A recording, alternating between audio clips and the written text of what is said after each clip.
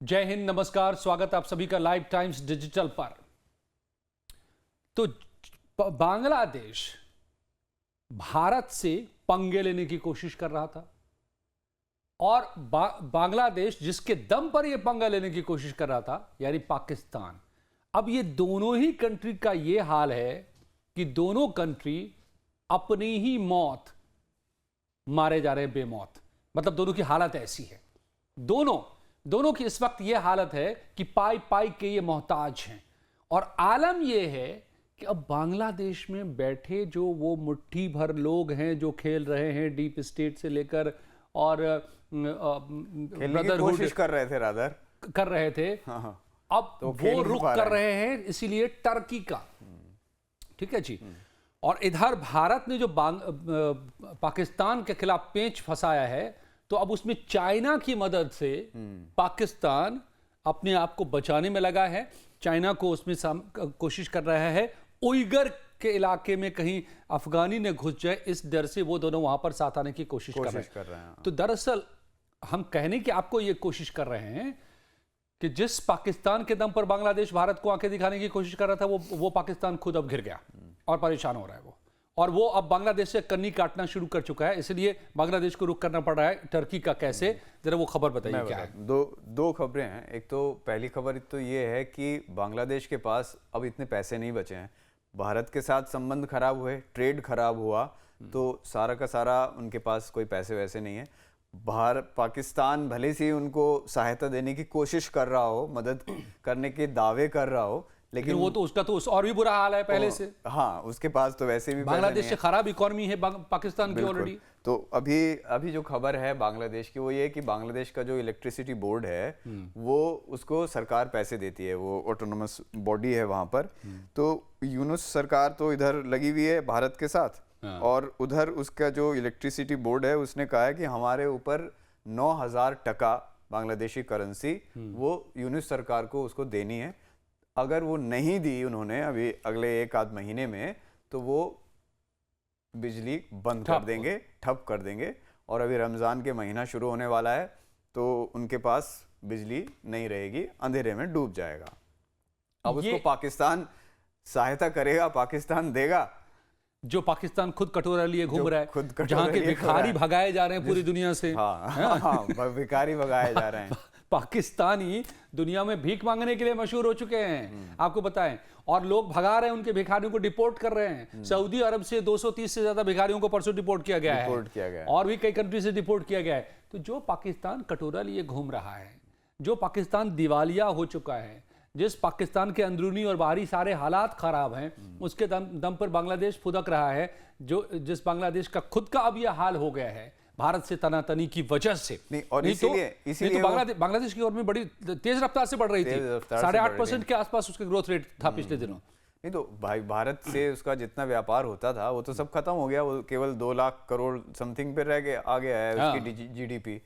और अब वो क्या कर रहा है, वो ढूंढ रहा है कि भाई कोई हमें सहायता दे दे।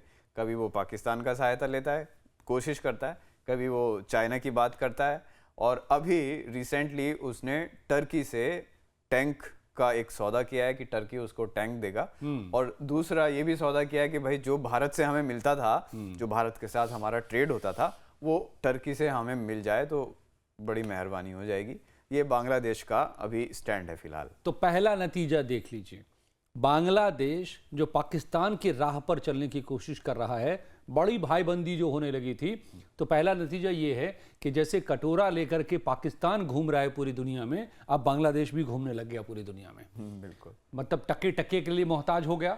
टका जो है वहां की बांग्लादेश की करेंसी है, हमारे देश में जैसे रुपया है तो टका भी हम लोग जो कहते हैं, तो बांग्लादेश भी तो कभी भारत का ही हिस्सा था। तो टके, अब आलम यह है कि अभी IMD मतलब क्या हाल है उसके भिखमंगेपन की, तो कटोरा अब उसके भी हाथ पे आ चुका। तो पहला तो हो गया काम।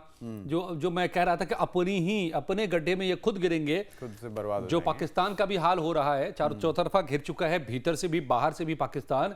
ये हम आपको आगे भी एपिसोड्स में बताएंगे कि पाकिस्तान किस हाल में पहुंच रहा है कि हो सकता है कि पाकिस्तान नाम का मुल्क इस नक्शे से मिट जाए। ये मैं बहुत दूर की बात नहीं कह रहा हूं, ये बहुत दूर की बात नहीं कह रहा हूं, ये इंटरनेशनल एक्सपर्ट साफ तौर पे कह रहे हैं कि पाकिस्तान का वो हश्र हो चुका है, वो जब तक टिका है, कब बिखर जाएगा और ये मुल्क का नामो निशान मिट जाएगा। कम से कम भारत से पंगा लेके तो वो नहीं जिंदा रह सकता। अब पाकिस्तान का ये हाल है सचिन कि पाकिस्तान चाह रहा है कि भारत से रिश्ते सुधर जाए, क्योंकि भारत ने जो टाइट किया पेंच, उसके बाद पाकिस्तान की हालत और खराब होती चली गई। क्योंकि देखिए संभव नहीं है ना, आप ज्योग्राफिकली देखिए, चाहे वो बांग्लादेश हो या पाकिस्तान हो, हम दोनों के बॉर्डर सबसे ज्यादा आपस में मिलते हैं। आप चाहेंगे कि इस ट्रेड को जो पाकिस्तान और भारत के बीच में हो रहा है या पाकिस्तान और बांग्लादेश के बीच में हो रहा है, उस ट्रेड को आप शिफ्ट कर लेंगे चाइना से, टर्की से,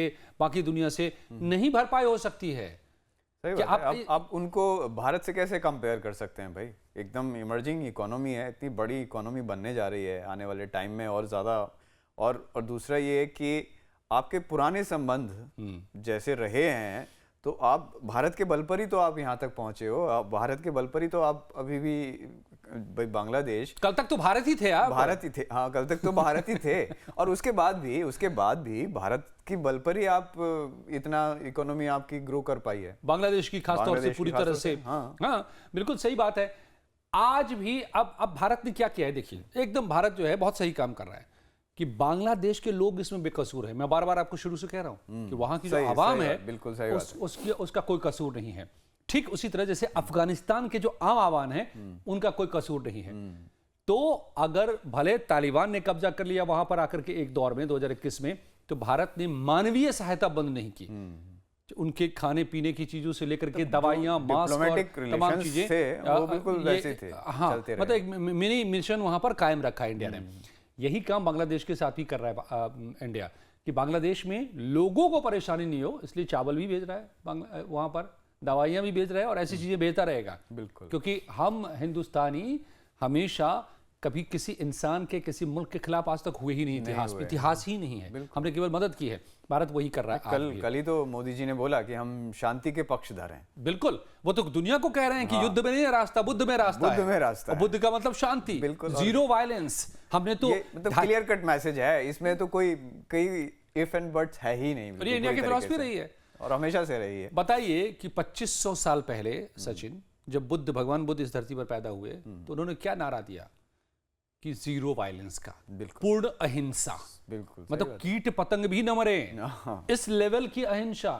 आप सोच नहीं सकते कि 2500 साल पहले पूरी दुनिया में कत्लेआम मचा हुआ था, मार काट मची हुई थी। उसके बाद के 1000 साल, 1500 साल तक में मार काट मची रही है, बल्कि अभी तक यूरोप में आप देखिए सेकेंड वर्ल्ड वॉर तक में लाखों लोगों को काटा गया है। और 71 में भी इसी पाकिस्तान ने, ईस्ट पाकिस्तान यानी कि बांग्लादेश में 30 लाख लोगों को काट डाला था। तो वो ये करते रहे हैं और हम यहां पर जीरो वायलेंस की बात करते रहे हैं, और आज भी हम करते रहे हैं, वसुधैव कुटुंबकम करते रहे, इसलिए हम मदद करते रहेंगे। लेकिन पहला नतीजा सामने आ गया है कि बांग्लादेश पाकिस्तान की तरह कटोरा हाथ में उसके आ गया है। अब ये बात कब तक समझ में आ रही है वहां के आम लोगों तक, ये दिलचस्प होगा। और फिर ये जो आप जो कह रहे हैं ना, टर्की से हथियार और ये वो, इसके क्या मायने होंगे, मैं डिटेल में अगले एपिसोड में हम लोग बताएंगे आपको। और ये अगर बांग्लादेश अभी भी नहीं सुधर गया तो आने वाले दिनों में इसके क्या हालात होने वाले हैं, और वो पाकिस्तान का खुद का क्या हाल हो रहा है, इसके कट्टरपंथी सबके पीछे हैं। बिल्कुल, तो ये कट्टरपंथी दोनों जगह हैंडल कर रहे हैं, तो इसलिए दोनों मुल्क को बर्बाद कर रहे हैं, आम लोगों की जिंदगी को तबाह कर रहे हैं, क्योंकि उनका अपना एजेंडा है। उस एजेंडे को पहचानिए और उससे बचिए। अभी कटोरा हाथ में आया है, कर कटोरे में भी कुछ नहीं रह जाएगा बांग्लादेश के। आपको क्या लगता है, आप क्या सोचते हैं? अपनी राय हमें बताइए अपने कमेंट्स के जरिए। वीडियो को लाइक कीजिए, शेयर कीजिए दोस्तों, और सब्सक्राइब कीजिए चैनल को। सपोर्ट करते रहिए लाइफ टाइम्स डिजिटल को। Thank you so much. Thank you.